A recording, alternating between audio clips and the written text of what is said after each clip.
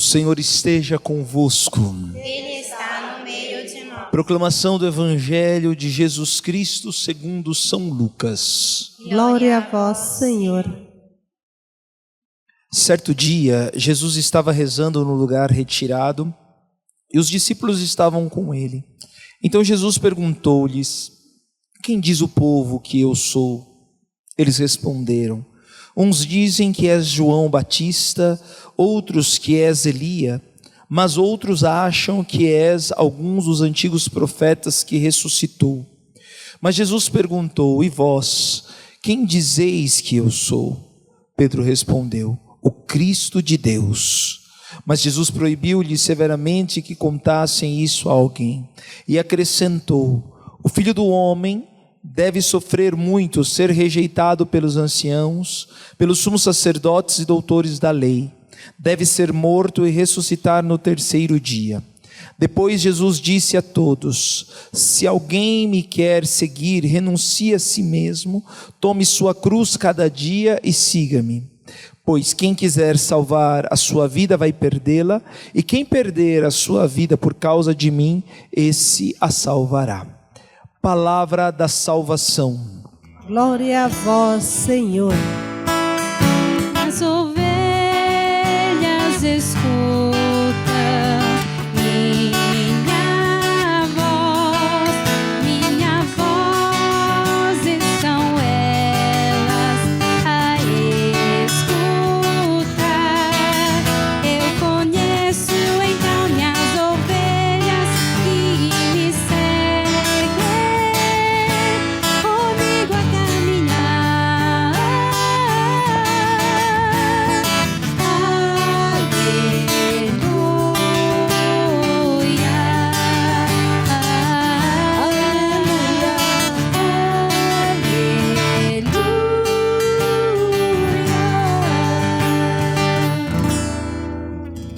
Hoje recebemos esta palavra de Deus tão forte e tão clara. A primeira leitura: derramarei sobre a casa de Davi, sobre os habitantes de Jerusalém, sobre todos nós, um espírito de graça e oração. E olharão para mim. Olharão para mim. Percebe? O Espírito Santo que convencerá o mundo e leva o mundo a olhar para o que conta mesmo. É muito bonito isso que aconteceu também no Juan. É uma ação do Espírito Santo que vira o rosto interior, claro, vira o rosto para o que é essencial. E depois nós rezamos com o famoso Salmo da Corça: minha alma tem sede de vós como a terra sedenta. Minha alma tem sede de vós como a terra sedenta. Existe o perigo na vida de ficar distraídos. Por isso que o Espírito Santo tem que pegar o rosto do teu coração e virar para o que está certo. Depois que você olha para Jesus, você recebe um espírito que se identifica com Jesus e chega a desejar Ele mais do que qualquer outra coisa. Minha alma tem sede de vós como a terra sedenta. Como a terra sedenta, uma terra onde não chove. Como é que é? Um chão batido, seco, sedento, entende? Árido. Esta é a vida nossa quando não temos Jesus, é a vida também de tantos irmãos, como falava Rita. Quantos lá fora estão esperando um Jesus te ama? O que é um Jesus te ama? É o anúncio do amor de Deus para eles. É importante, irmãos, que a gente foque este nosso relacionamento pessoal com Jesus. Este nosso relacionamento pessoal com Deus, porque a partir disso vem todo o restante. Aí a gente pode pular para o Evangelho, este episódio que tem um tom até engraçado e surpreendente, misterioso. Parece que Jesus faz uma pesquisa de sondagem pública, o que o povo pensa de mim. Mas não é isso, não. Jesus sabia o que fazia. E Jesus estava preparando os apóstolos para dar a resposta. O que o povo diz de mim? Aí já começa a se colocar em movimento o nosso cérebro. O que o povo pensa de Jesus? O que o meu pai, minha mãe, meus filhos, minha cunhada, meus parentes pensam de Jesus? O que os meus amigos pensam de Jesus? É uma pergunta que coloca em movimento a nossa cabeça. É natural depois pensar, e eu? O que eu penso de Jesus? O que eu sinto?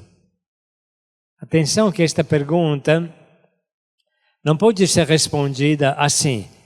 Jesus é fulano que nasceu naquele ano, tal, tal. Jesus é o profeta. Cada um tem a sua explicação. Não é assim. Só entende Jesus quem se envolve com Jesus. O reino de Deus só pode ser compreendido por aqueles que se envolvem nele, diz Jesus. E a mesma coisa é Jesus. Só entende Jesus quem constrói relacionamento com ele.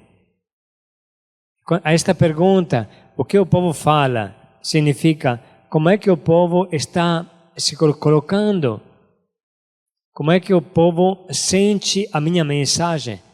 Não é uma questão de opinião pública e nem de pesquisa. É uma questão de envolvimento. Como é que o povo está se envolvendo comigo? Como é que você está se envolvendo comigo? Por isso que vem aquela passagem natural. Jesus fala para os apóstolos, e vós? Quem dizes que eu sou? Quem sou eu para você? Esta é a pergunta que Jesus faz hoje. Quem sou eu para você? Num tom mais amoroso. Quem sou eu para você? Mas é a pergunta que Jesus faz a cada um de nós. Quem sou eu para você? É por isso que não precisa pensar muito. Pedro, que como sempre é assim, ele não tem filtro, fala, tu és o Cristo, o Filho do Deus vivo. Tu és o Cristo de Deus. É claro que Pedro tinha isso no coração, ele não deixou sair mesmo, porque era bonito o que ele falava, era o que ele sentia no coração. É claro que para nós a palavra Cristo é assim, não sei se é muito clara, mas Cristo significa ungido, ungido com o Espírito Santo, com a unção do Espírito Santo. Como vocês experimentaram no Juan, no momento da efusão, dá para entender um pouquinho o que é ser ungidos pelo Espírito. Mas Pedro assim tinha um pensamento assim, não completo, não suficiente. Pedro pensava que Jesus fosse ungido como tinha sido ungido Saul. Se lembra do rei Saul, que foi ungido rei e depois derrotou os inimigos? Pedro pensava que Jesus tivesse sido ungido como o rei Davi, o grande rei que libertou o povo de Israel dos seus inimigos. E quanto inimigo tinha por aí? Entende? E Jesus, com esta resposta, entendeu o coração de Pedro. Tu és o Cristo, o enviado de Deus, o Filho de Deus. E Jesus responde, não está escrito neste evangelho, mas no outro evangelho, feliz és tu, Pedro, porque não foi o sangue, a carne que te revelou isso, mas o meu Pai que está no céu. Então Pedro compreende muita coisa de Jesus, mas nem tudo. Tanto que Jesus retoma o discurso e diz, o Filho do Homem, atenção, Pedro chama Jesus o Cristo de Deus. E Jesus fala de si mesmo, o Filho do Homem. O que é o Filho do Homem? É Jesus encarnado, o Verbo encarnado, Deus encarnado, Filho do Homem. É a palavra que mais está na boca de Jesus. O Filho do Homem, Jesus, isso que você chama de ungido de Cristo, o Filho do Homem que sou eu, Jesus, deve sofrer muito e ser rejeitado. Olha que é um choque tremendo. Jesus está falando para o Pedro, você tem razão de dizer que eu sou o ungido, eu sou o novo Moisés, eu sou o novo Davi, eu sou o novo Elias, eu sou o ungido definitivo de Deus, mas não da forma que você pensa. O Filho do Homem, eu devo sofrer muito, ser rejeitado pelos anciãos, pelos sumos sacerdotes e ser morto. E como se não bastasse, Jesus acrescenta, se alguém quer me seguir, se você, Pedro, quer me seguir, se você, Pedro, se envolveu comigo, se você, Pedro, de verdade quer fazer parte da cerca dos meus, então você pegue a sua cruz e me siga.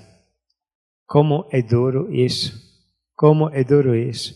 É claro que aqui seria maravilhoso entender como era o relacionamento de Pedro com Jesus, e de Jesus com Pedro, mas não dá nesse momento.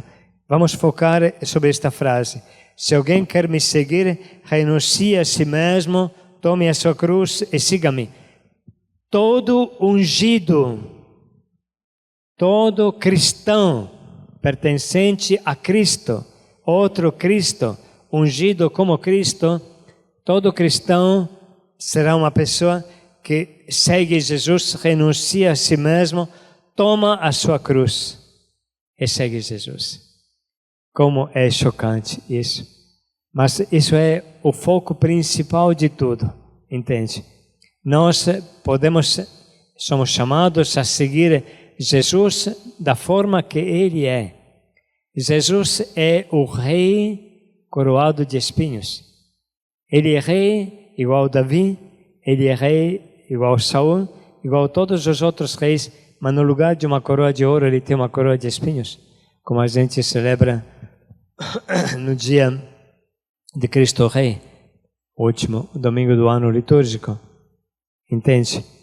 Jesus é Rei, Jesus é o Cristo, Jesus é o Filho de Deus, porque Ele chega a nos amar até a cruz. E se uma pessoa não ama a cruz, não ama a Deus, porque Deus se encontra na cruz. É bom pensar nisso. Pedro estava entusiasmado por Jesus, mas talvez ele não compreendia tudo o que era seguir Jesus. Tudo o que significava seguir Jesus. Então, para todos nós, para nós que terminamos a nossa assembleia, nós ficamos imensamente felizes, estarrecidos, se poderia dizer, atordoados vendo as maravilhas de Deus. Porque todo pai de família aqui sabe como é duro colocar o pão em casa. Agora você imagina uma família, em vez que de 4 ou 5 pessoas, de 4 ou 5 mil pessoas, como é a Missão Belém. Quem poderia dar comida a tanta gente? Quem poderia matar a fome de tanta gente? No Evangelho tem um milagre da multiplicação dos pães para Israel e um fora de Israel. 2 milagres, 2 multiplicações dos pães.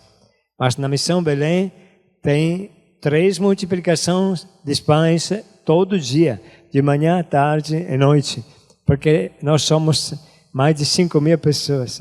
Na verdade, somos 2.300 acolhidos, na verdade 2.500, porque tem também pessoa igual Manuel e tudo mais, que já terminaram o acolhimento, e mais 3.000 no Haiti. Das 5.500 refeições. Você já pensou que na Missão Belém o milagre da multiplicação se repete 3 vezes ao dia? 3 vezes ao dia. Como isso é bonito. Mas então, seguir Jesus não significa seguir somente na sua onipotência, porque a sua onipotência se manifesta claramente na cruz. Então, quem quer seguir Jesus deve tomar a sua cruz. Cada um de nós. E cada um pode pensar qual é a sua cruz. Cada um de nós pode pensar.